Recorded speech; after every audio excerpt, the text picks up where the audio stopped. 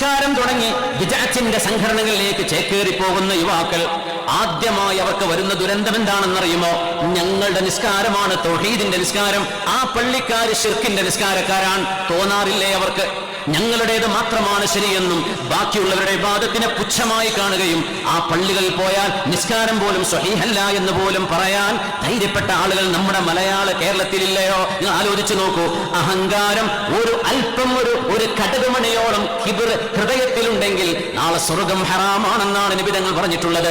എന്റെ കൂടെയുള്ള മുഅ്മിനീങ്ങൾ അത് ബിദ്അത്തുകാരാണെങ്കിലും അല്ലെങ്കിലും അഹ്ലുൽ ഖിബില, ഒരു ഖിബിലയിലേക്ക് നിസ്കരിക്കുന്നവർ, അഷ്ഹദു അല്ലാ ഇലാഹ ഇല്ലല്ലാഹ് വ അഷ്ഹദു അന്ന മുഹമ്മദർ റസൂലുള്ളാഹ് എന്ന് വിശ്വസിക്കുന്ന മുഅ്മിനീങ്ങൾ അവരിൽ തെറ്റുകാരാണെങ്കിൽ പോലും അവരിൽ ശിർക്ക് ആരോപിക്കാൻ പാടില്ല എന്നാണ് ശർഇന്റെ നിയമം. ലാ ഇലാഹ ഇല്ലല്ലാഹ് മുഹമ്മദർ റസൂലുള്ളാഹ് എന്ന് വിശ്വസിക്കുന്ന അഹ്ലുസുന്ന വൽ ജമാഅത്തിന്റെ ആളുകളെ കുറിച്ച് ശിർക്കാരോപണം നടത്തുകയാണ് ആദ്യം സംഭവിക്കുന്ന ദുരന്തം. അവരുടേത് മാത്രമാണ് ശരിയെന്ന് ധരിക്കലാണ്. ഞങ്ങളാണ് മെച്ചപ്പെട്ടവർ, ബാക്കിയുള്ളവരൊക്കെ തെറ്റായ വഴികളിലാണ് പോകുന്നത് എന്നാണ് ആദ്യം മനസ്സിൽ തോന്നുന്ന ദുരന്തം. നഷ്ടപ്പെട്ടോ?